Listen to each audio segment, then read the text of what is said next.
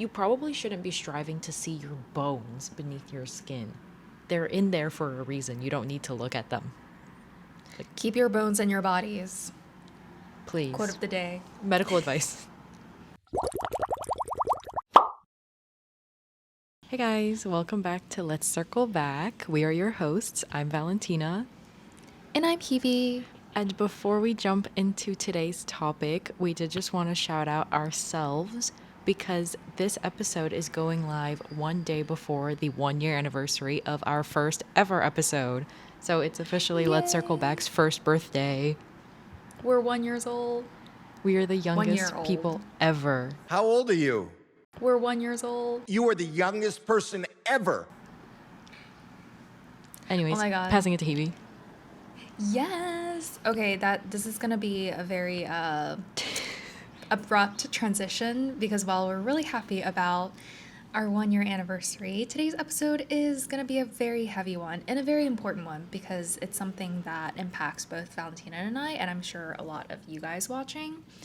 But today we will be talking about the ever-changing expectations on women or just people's bodies, faces, and physical appearance.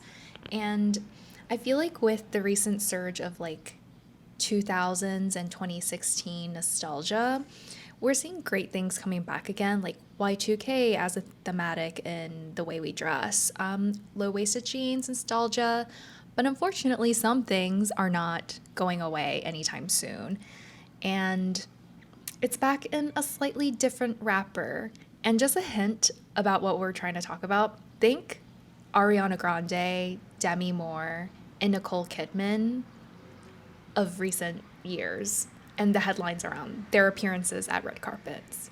Yeah. But before we get started, this is your friendly reminder that this podcast is not affiliated with any brands or companies, and all opinions are our own, and our inclusion of content is protected by fair use laws. Don't sue us. And a special disclaimer for today's episode. This is not meant to be a video that's looking into any specific celebrity or individual, their choice or use of cosmetic procedures or medications. We are more interested in the broader phenomenon and the cycle of ever-changing beauty standards for women and more generally people's bodies. We support bodily autonomy, but we want to also acknowledge how certain decisions can impact trends and how trends can impact certain decisions. If you are triggered by or uncomfortable with topics such as weight loss, disordered eating, drug use, we recommend that you skip this episode and join us for the next one. And we'll get right to it now. Yep. A little sparkle moment. Is this typically where we put our sparkle? Yeah. Okay. So when it comes to beauty standards, for me, the most prominent part of it is probably in 2016 around the idea of Instagram face. What I'm thinking is Kim Kardashian or the Kardashian Jenners and their insane coveted physiques, their curviness. Kylie Jenner lips is a big one. Everyone's buying her lip kit, trying to get the plump look, the duck face. And another one I remember just out of nowhere is that crazy A4 waist trend that originated out of China, where women take a size A4 paper and see if they could hide their entire waist behind it. Have you ever seen an A4 piece of paper? That is so skinny, it's not possible. You gotta shave down your ribcage at that point. Have you seen, I feel like we've seen this kind of come around again. Did you see the one where people were putting their glasses on their waist? Yes. That's also a crazy, hello? This is the circumference of your head, or I guess the diameter of your head. You should not be comparing that to your waist. Yes, papers are for writing, sunglasses are up here. Don't do that. Yeah. The Kylie Jenner lip conversation really had a chokehold on, I think, the entire world, but I think we were ending middle school at the time, and so many of my classmates were obsessed with the Kardashian Jenners, obsessed with putting their lips in a shot glass or a small cup and doing that thing where they would make the lips get really swollen. And now I feel like some of that standard is back, unfortunately. Yeah. Do you want to talk about The smartphone face? Yeah, I feel like I've been seeing the term smartphone face around mostly in reference to how certain people will be cast into period pieces but have a 2020s face that's just like, oh, you're really pulling me out of the story because you have perfect teeth and you have Botox and you have lip filler. So I feel like we're seeing a different type of Instagram face now that reflects a new standard for Hollywood that's very uniform across a lot of big names. That is also changing how people consume different types of media. I love that point when I saw it on our outline. I don't know if you followed the dialogue around Euphoria season 3. A little bit. Okay, in the most recent episode, which by the time you see this is a couple weeks earlier, but in episode, I forgot, was it 4? It was a scene between Sydney Sweeney and I believe her name is Jessica Blair, but she plays the wife of one of Nate Jacobs' investor, and they had a scene where they're essentially confronting each other, or at least the wife was confronting Sydney Sweeney, Cassie. And people were noting how Cassie's feature, you can clearly tell about her nonchalance and unbotheredness about certain confrontations, whereas the wife of that investor, she couldn't move her face. And it was because of Botox, most likely. And people started this huge conversation about, is cosmetic procedures ruining acting, or at least preventing actors and actresses from emoting, essentially? Yeah. When Wicked came out, a lot of people were, Ariana Grande was in the news a lot during that time, but one of the things that people kept saying is like, hey, think whatever you want to think. This girl's doing the most insane eyebrow acting of all time because she is someone who can like move her eyebrows in all sorts of expressive shapes, and it really helps to tell the story. Because if you're not acting with your mouth and using words, all you have left are your facial expressions, and if your face is frozen, you can't express. So I'm getting a little crazy. But I think Hebe will talk a little bit more about what the standard looks like, but a lot of what we're seeing across celebrities, young and old, is lip filler in various volumes. Buccal fat removal is a huge one.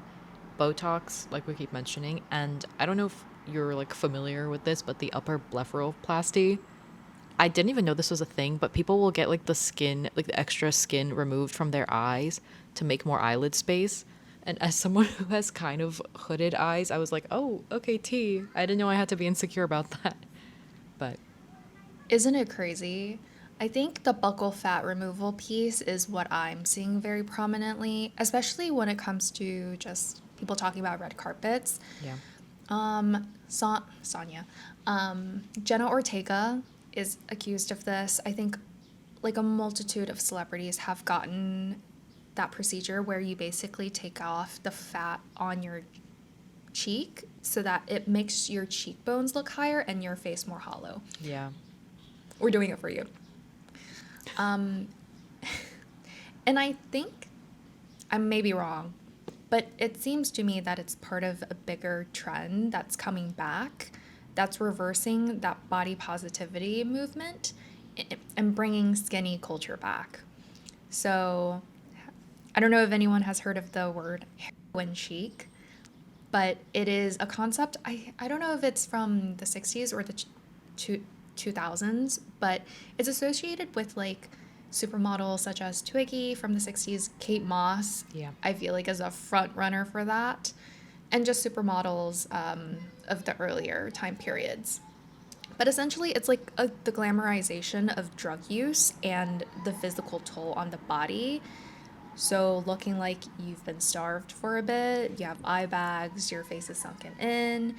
And I feel like this is the thin look that a lot of people or actresses in Hollywood is going for now.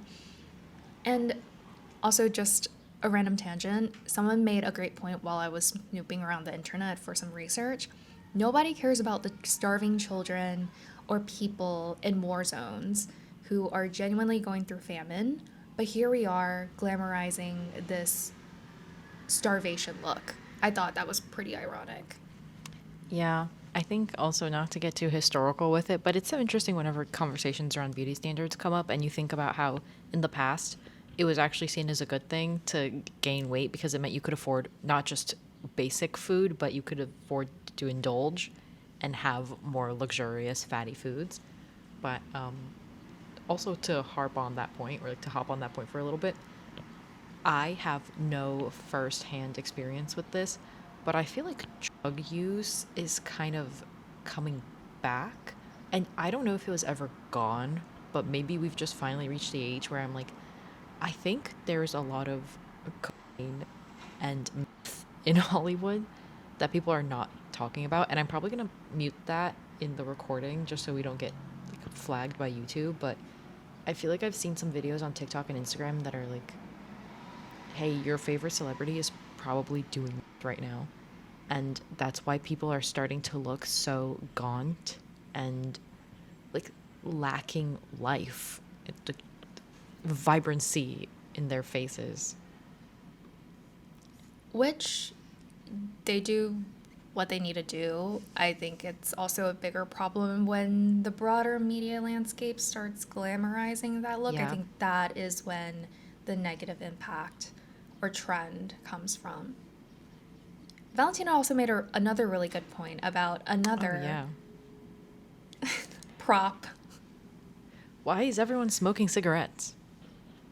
Like, I feel like as a society, we kind of moved away from that. But now, whenever I see like paparazzi shots of celebrities, I feel like at least one person has a cigarette in hand.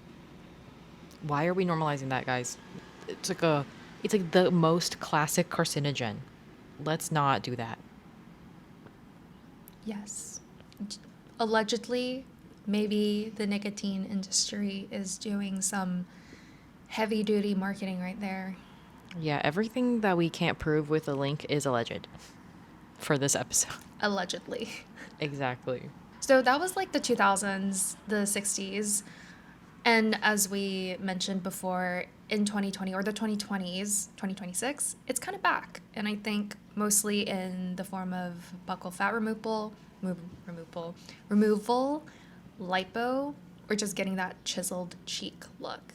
And basically being able to see your collarbone when you take pictures, which is insane. You're not supposed to see your bones sticking through your skin. You probably shouldn't be striving to see your bones beneath your skin. They're in there for a reason. You don't need to look at them. Keep your bones in your bodies. Please. Quote of the day. Medical advice. Okay, bringing it back to social media. I feel like whenever we can't pin a culprit, we just go social media. But I do think social media and your algorithm is in some shape or form amplifying this. It's acting like an echo chamber. If Yeah. everyone's doing it, you're going to see it everywhere. Whereas I think in the 2000s, 60s, people were probably only seeing it through tabloids and magazines. I didn't live in that period, but I imagine that be a little bit less accessible than, say, your current smartphone that you carry with you 24/7. It's been a really difficult time to be a young woman on the internet. And I only say that because we're speaking from the perspective of young women, but I'm sure that other people have also been having a hard time. And sometimes my algorithm will get stuck in this loop of just people talking negatively about weight or people eating really little. And I'm like, hey, can we reset back to something like ASMR or like something more chill? But I think something that has personally bothered me as a young woman who's been weightlifting for I think 3 years now consistently is the rise of the Pilates body. Not the rise of Pilates itself, but the body type that people think is supposed to be associated with the practice of Pilates, which is a very thin framed, thin woman with muscle definition. This is a take I saw from a fitness instructor online whose name I cannot remember right now, but her Instagram is like mb.mv. I think the rise of very extreme right-wing conservative political views coincides with this push for women to be physically smaller and also more traditionally feminine. And the reason that relates to this is because muscles or visible musculature in women is typically considered quite masculine, and there's a demonization of building muscle by saying, oh, I don't want to be bulky, I just want to be toned. Just so you know, those are the exact same things. You can't be toned without building muscle. That's what tone is. And a lot of people seem to think that if they do Pilates and they lift these 2 pound or 3 pound weights, maybe even 5 pounds if you're feeling crazy, you're going to end up looking really slim and fit, and you'll avoid looking like the Hulk. But to end up with the type of like muscle mass that bodybuilders have or more fit women, you have to be pushing yourself a lot and eating a lot. So like the average woman, if she lifted weights, would not end up looking like that. And it is so important for women to build muscle mass. I will probably talk about this a little bit later, but it is such a terrible thing for society to demonize what is almost like a basic requirement for good health later in life. I'll stop my rant there, sorry. No, this is very valid because when I stand K-pop, going back to K-pop, Oh boy. we all want, especially female idols, to look fit, Yeah. to look skinny. But the moment she has like bulky biceps or bulky calves, she gets criticized. And that is so hypocritical to me because she is very healthy. She is working out. She is gaining that muscle. But you just want her to look twig-like, not healthy. And what's crazy is that these types of performers who are doing so much physical activity, actually they need that. Unfortunately, if they're not eating and they're so thin, their bodies cannot, they cannot do that. I think something else that sort of contributes to this on the internet is clean diet wellness videos. For some reason, I'm just seeing a surge of these type of content on my algo compared to previous years. Not saying that clean diet or wellness culture isn't good, but it's the way that controversial opinion maybe. I feel like some people hide behind eating clean diets, which consist of a salad and not a lot of nutrients, and doing things for the sake of wellness. But in reality, it's to cover their true insecurity. It's like justifying what they're doing using the name of wellness. And does it result in better health? I don't know. But I think it's so easy for people to see that type of content and be like, oh, do I need to do that now? Is it time for me to also like slim down, get toned? And I think this is where 2020 wellness then is different from 2000s hero and chic. It's this outer branding where you're no longer skinny but tone and lean. And I think it's just as harmful though. I think also this ties into, I just wrote it down, but glow up culture, I'm so sick and tired. Everything is a glow up. Glow up with me before Christmas, glow up with me before school, glow up with me for the new year, glow up with me for this. At the end of the day, you're probably just doing some skincare treatments, maybe touching up your hair, nails, and putting on makeup. But why does everything need to be framed as you're reinventing yourself? Like maybe this is a topic for a different episode where it fits in a little bit better, but typically in this day and age, glow up culture also involves some kind of body transformation.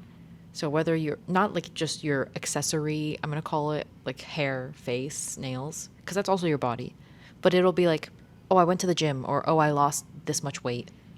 Why are we framing everything as like the need for full transformation? And also, why are you framing lifestyle changes as this temporary thing that you need to rush before a deadline?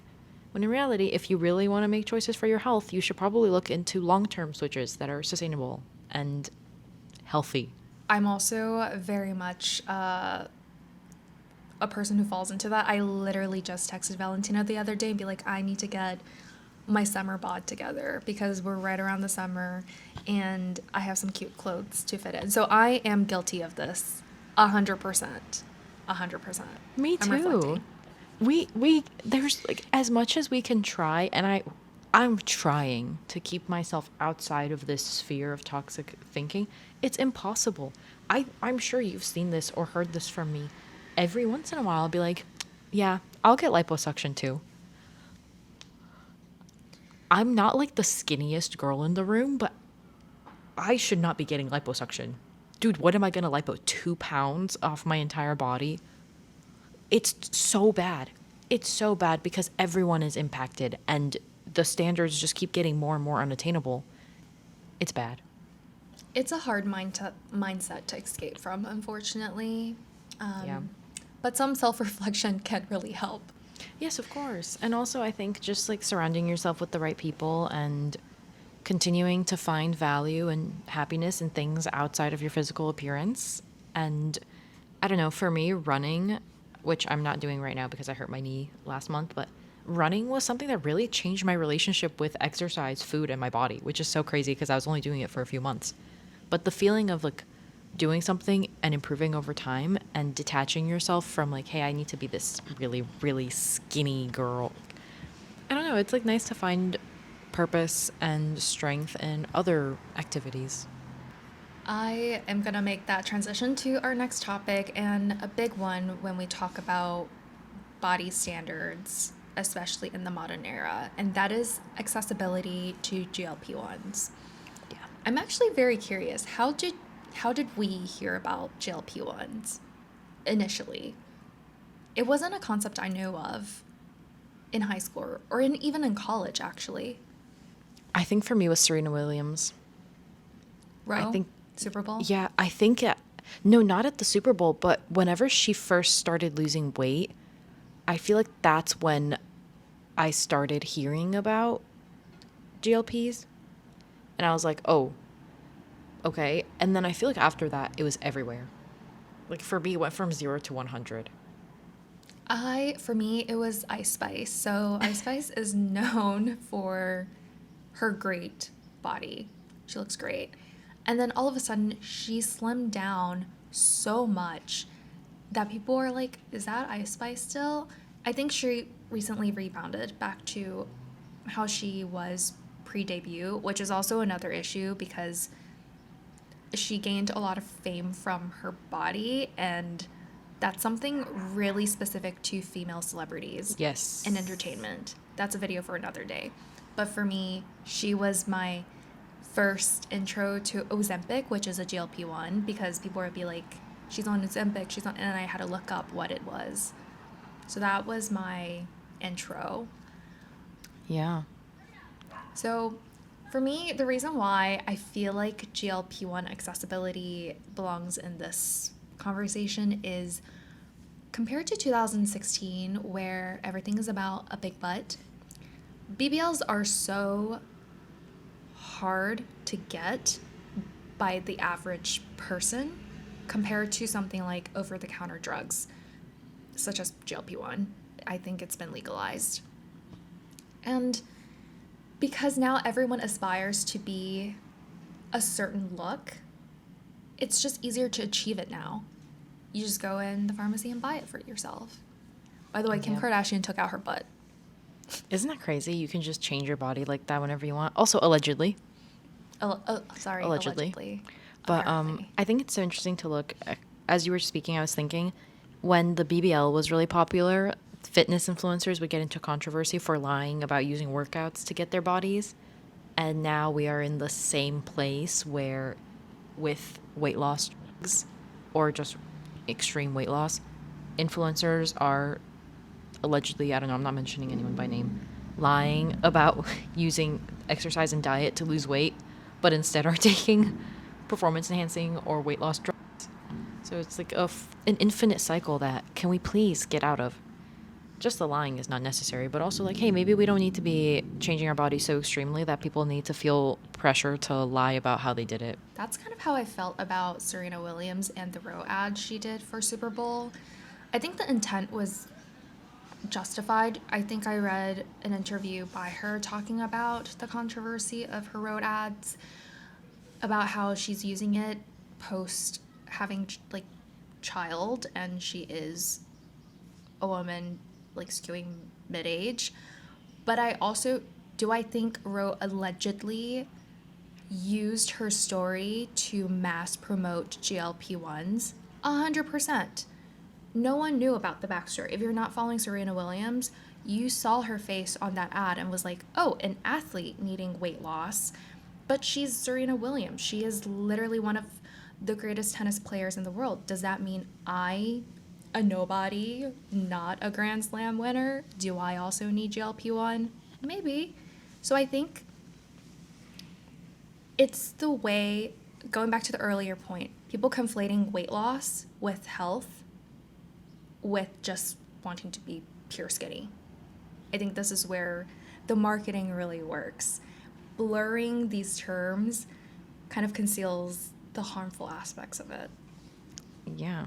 I also think maybe this is a good place to just really zoom in, because something that I think you might have said right before we started recording is like something like an Ozempic. It's not just like a weight loss medication that you take for fun. It's supposed to be for diabetes management and insulin resistance. If you have that and you're taking it and you lose weight, awesome, good for you. A lot of people who are allegedly, supposedly, presumably taking these drugs or medications don't actually need to lose any weight. They're using these as appetite suppressants when they're already small. That's just an eating. Like, it's a really weird time that we're in, and something about transparency and being honest about what you're doing is that a lot of people don't really talk about the negative side effects of these medications. They're just sort of either pretending they don't take it or glamorizing the weight loss of it all. If you choose to take weight loss medication, consult with your doctor. We're not professionals, but it's just like a weird thing to witness, and it's a little scary and very sad. Like, it's not a happy time to be forming a relationship with food and your body. And I'll end after this point, but like, I'm so grateful that I'm almost 24 and I feel like I'm in a much better place now and a much less impressionable place than I was when I was a kid. But I would hate to be going to high school right now. Like, my heart hurts for those young women. Oh, yes. In high school, especially because I follow K-pop, horrible time. Horrible time. Yeah. But yeah, like going back to your point, no one talks about the negative side effects of this. It's the discourse around it online is that it's a weight, like a dieting shortcut. Yeah. When in reality, it's a medication used to treat specific medical conditions, not insecurities, and you feeling pressured about your body looking a certain way. And you shouldn't. You look perfect. Literally. I feel like that also leads into a different conversation in the same realm. This obsession, ongoing obsession of anti-aging and looking youthful. I wrote Demi Moore in 2024 as an example.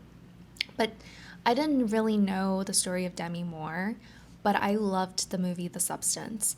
And the whole concept of that horror movie, spoiler alert, but I think everyone has seen it by this point, is this woman, Elizabeth, who used to be this huge Hollywood celebrity, but as time passes, she becomes older and she's essentially ditched by her company.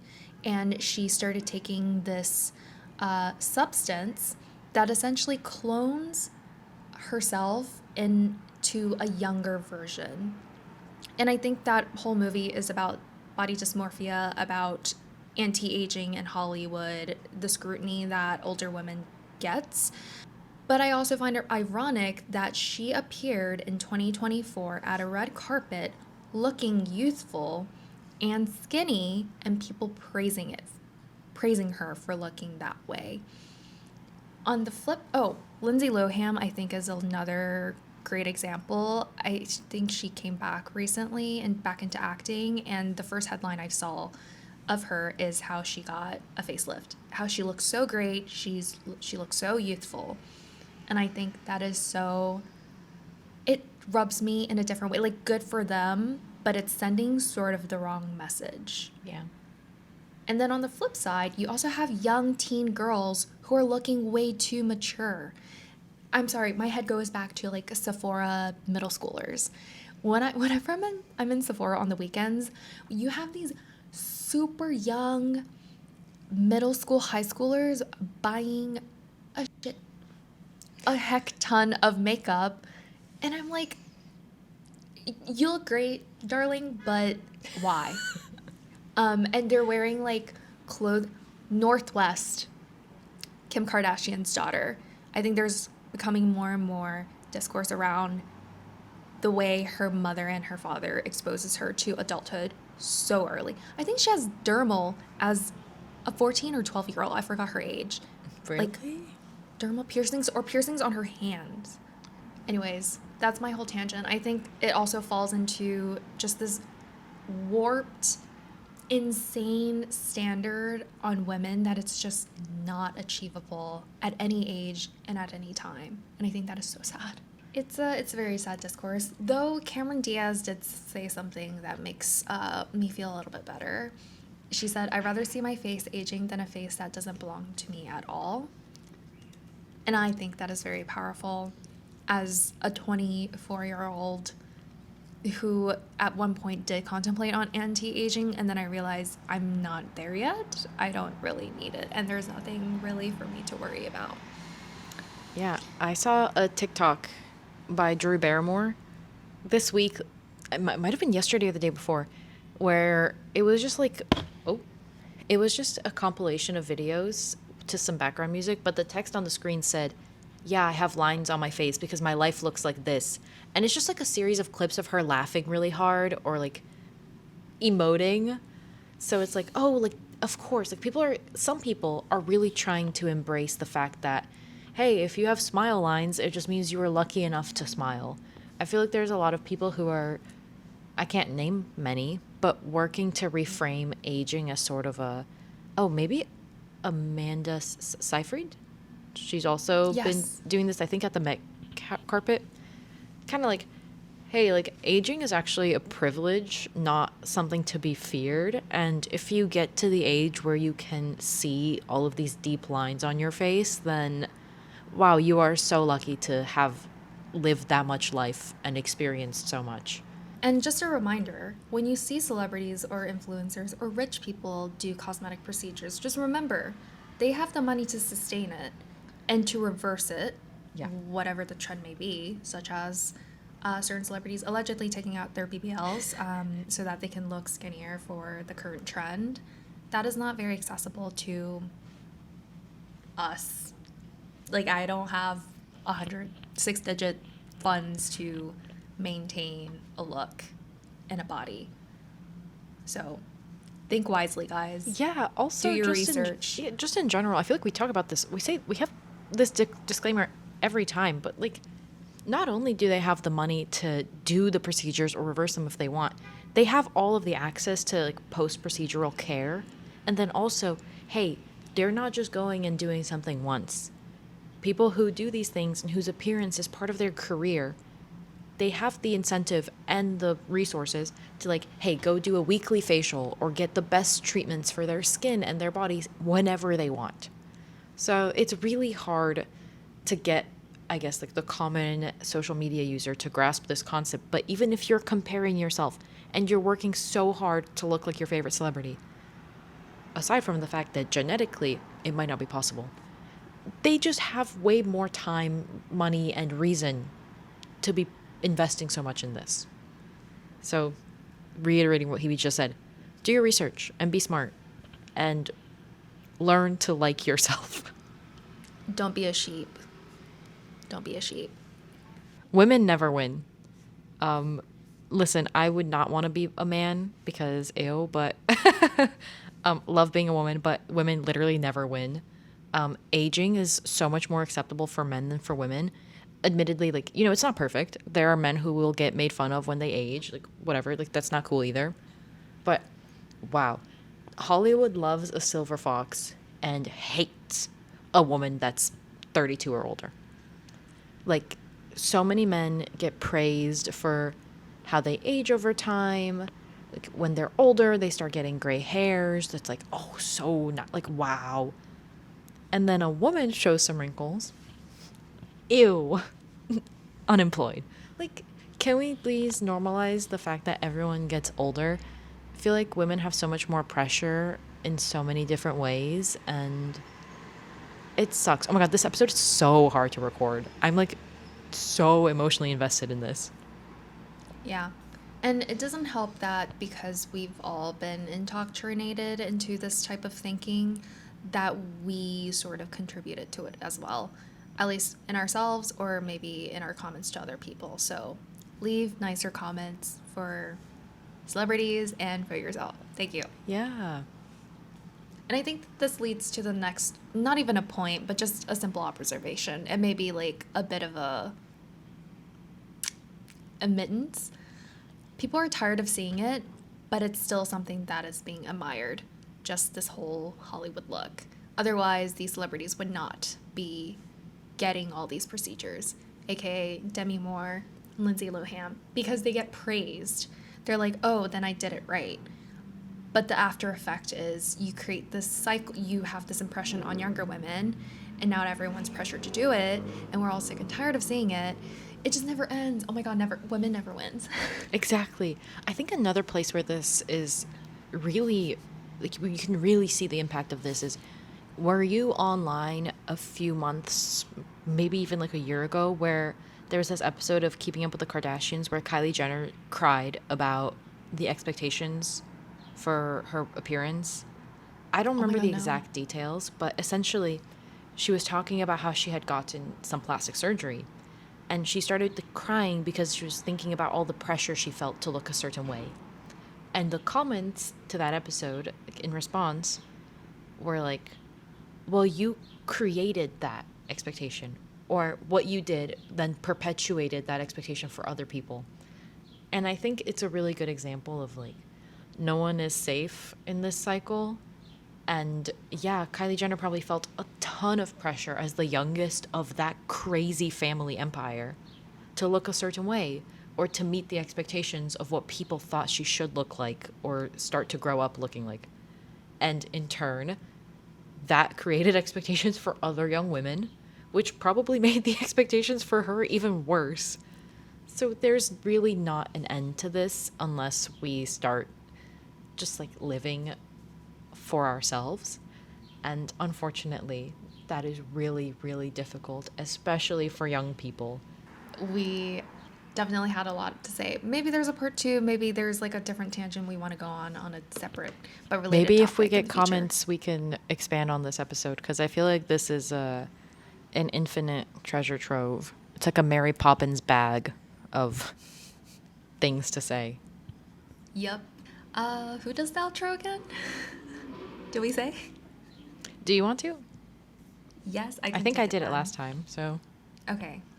Well, that brings us to an end to today's heavy, I wouldn't say fun, but really interesting conversation, very candid, between two women in their 20s. But we talked about the comeback of Instagram Face, the accessibility of GLP-1s and how everyone is using it, as well as just these crazy expectations placed on female celebrities or just people, and ended it with a very, not depressing, but like a heavy note. But thank you so much for listening, tuning in, watching us here on YouTube. Please consider subscribing, commenting, liking, as well as following us on IG, TikTok, and LinkedIn for some additional content.